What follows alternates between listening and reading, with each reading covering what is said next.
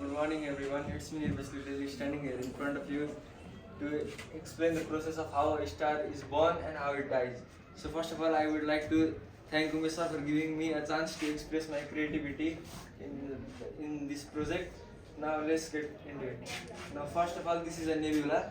So, nebula are those hot gaseous clouds which are found in space. They are made up of dusts and different gases like hydrogen and others, helium also.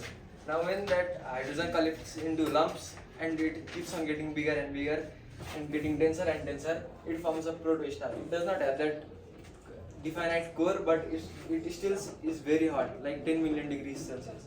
Now if the surrounding matter is great enough, it becomes an average star, or if it is very big, very much mass there, then it will become a massive star.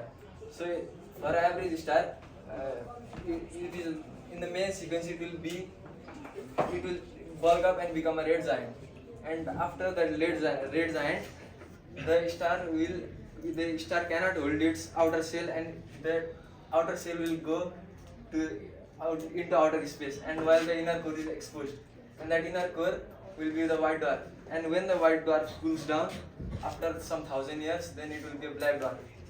Now, if the this protostar has a lot of mass, then it will be a massive star, and in its main sequence phase, it will be a red supergiant, and then the red supergiant, it will fuse high, it will fuse high atom heavier elements such as up to iron, and then it can be that core cannot be, it won't be able to hold this outer shell, so it results in a supernova which is very bright. It can outshine an entire galaxy, and if the remnants of the core is 1.4 to almost 3 solar masses massive, then it will be a neutron star, or if it is more than that, then it will be a black hole.